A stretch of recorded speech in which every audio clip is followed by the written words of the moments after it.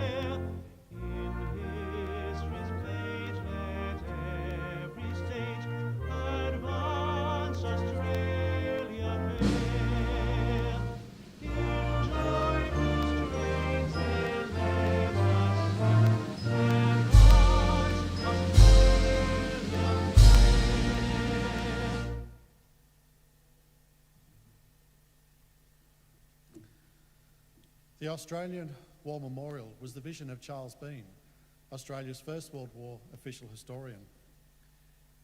Bean landed with the Australian troops on Gallipoli and stayed with them at the front through to the end of the war. The idea of this National Memorial and Museum came to him at Pozières, France, in the depths of the bloody fighting of 1916. Bean's idea was that this would be a place where families and friends could come to mourn their loved ones buried in faraway places. It would also be a place that could help all Australians understand what these men and women had endured and what they had done for us. Bean's vision, to which we remain true, is best expressed as inscribed in the entrance to the memorial's galleries. Here is their spirit in the hearts of the land they loved. And here we guard the record which they themselves made. Tonight, we will read the story behind just one of those on the Roll of Honour, which lists the names of more than 102,000 men and women who have given their lives for us in war and on operations for more than a century. But first, we present a lament, Flowers of the Forest. Wreaths or floral tributes will now be laid at the base of the Pool of Reflection.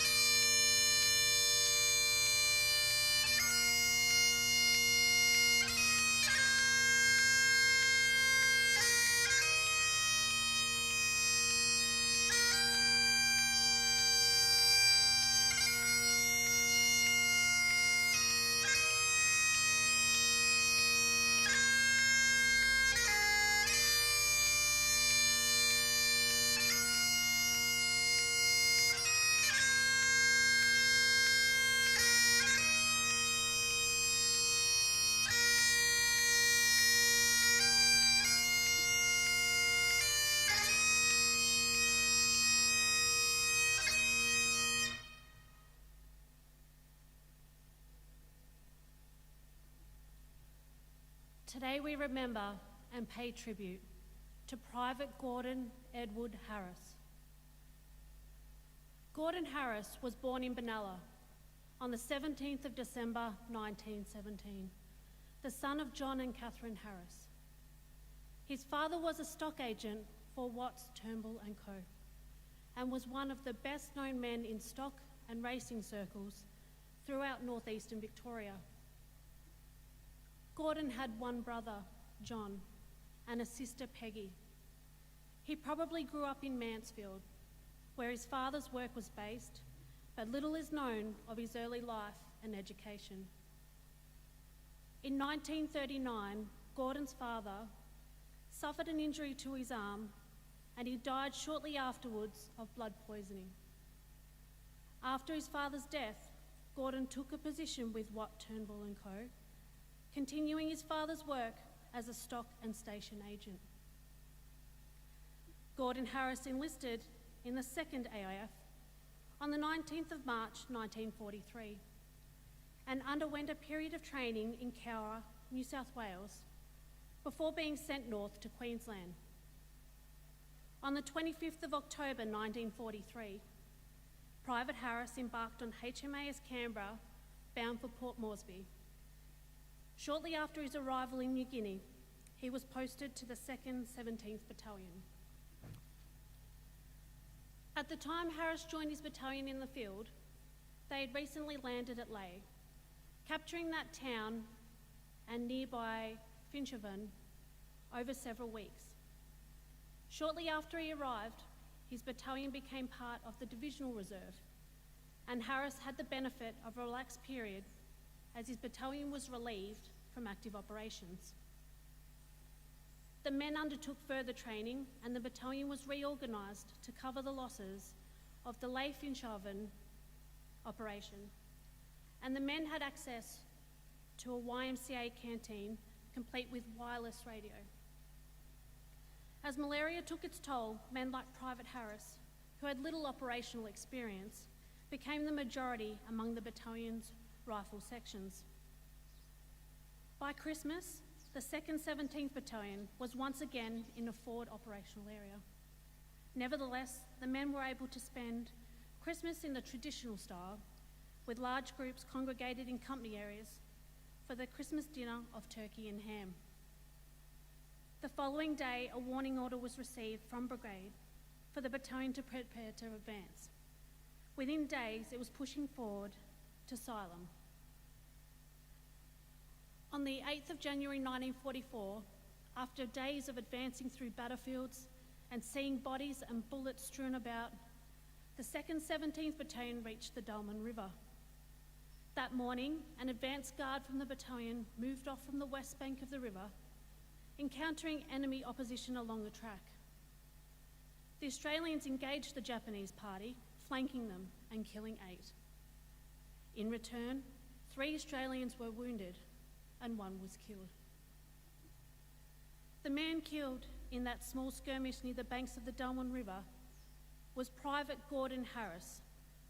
His body was buried nearby, and after the war, reinterred in Lae War Cemetery in Papua New Guinea, where he lies today under the words, "He died as he lived, a man, sadly missed by mother, John and Peg."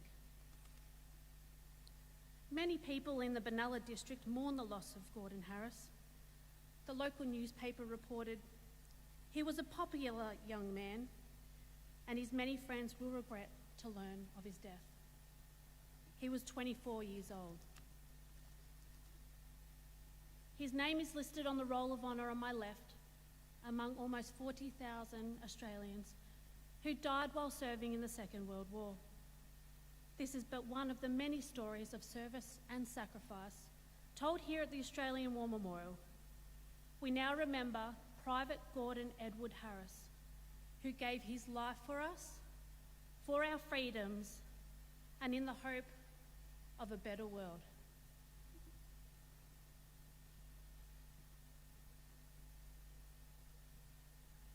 Please stand for the ode and the sounding of the last post.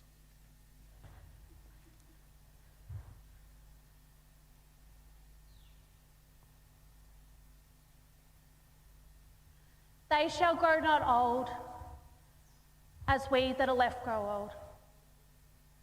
Age shall not weary them, nor the years condemn. At the going down of the sun, and in the morning, we will remember them.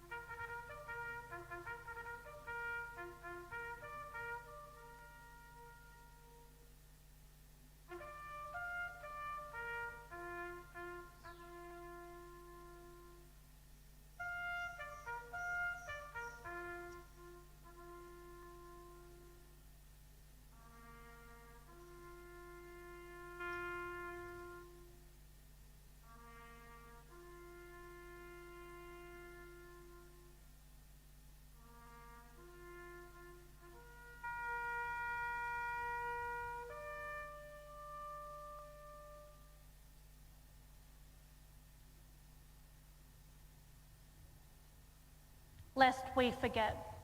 Lest we forget.